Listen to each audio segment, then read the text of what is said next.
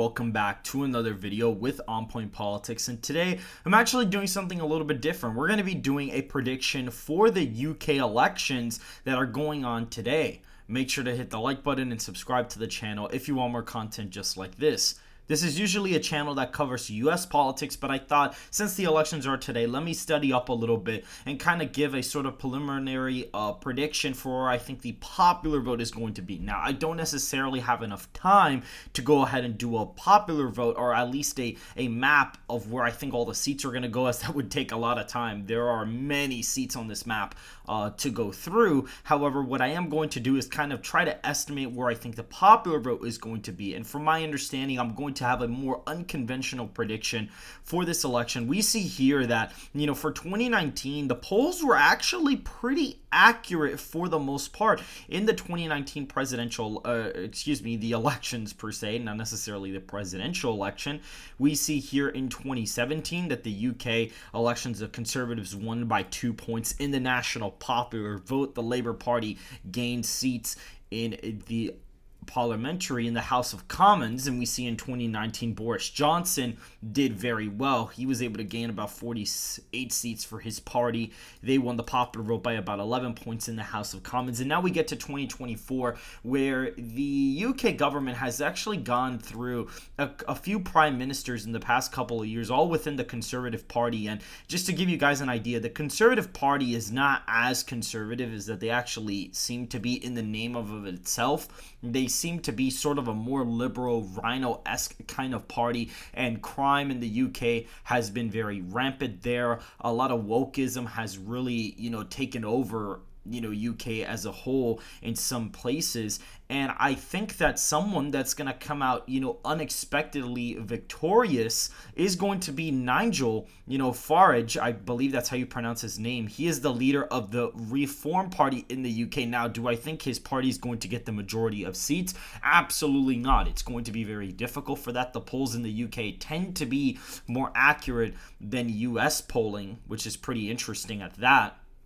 We see the Labour parties are projected to basically get over 400 seats. They're projected to get a pretty large amount. Now, the Labour Party did spike out 1 point back in 2022's polling. However, the Reform Party polling has actually significantly increased leading up to the election, with the Reform Party right behind the Conservatives there, which is very interesting. And I actually do expect that they are going to underestimate Nigel by a couple points in the national popular vote. Now, again, it's not a presidential election. That's not how it works over there. It is not you vote for a candidate on the top of the ticket. You're voting for the lower candidate, essentially. You're voting for your local candidate, but they're basically top of the ticket, that it does have a major influence in UK elections. I actually think that in UK elections, presumably the top of the ticket may have a little bit more influence than, say, the lower level candidates, because of the fact that Nigel is, these candidates have to promote their party. It's not like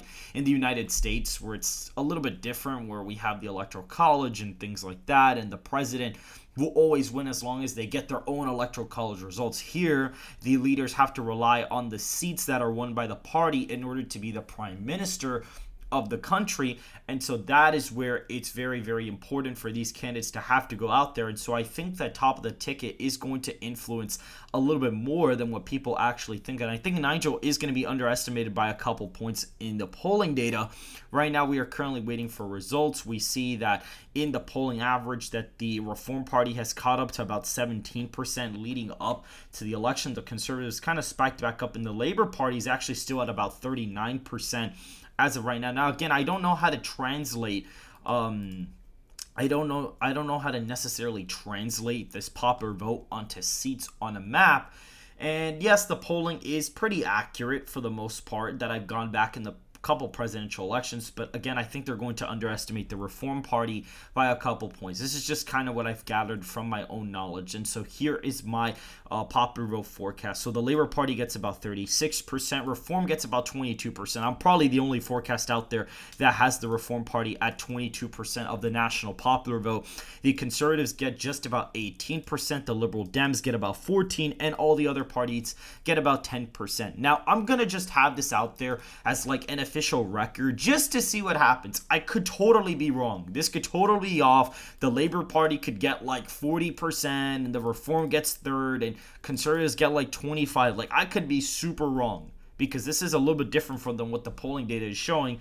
But this is where I think my projection is going to be as of right now. If you guys are from the UK and you guys are interested in my forecast, please make sure to hit the like button and subscribe. And for those of you who are US viewers, make sure to tune into our live stream of us covering the UK results later today. I am going to move the stream to 5 p.m. as I saw that the first results are supposed to come in at around 6:30 p.m. Eastern time.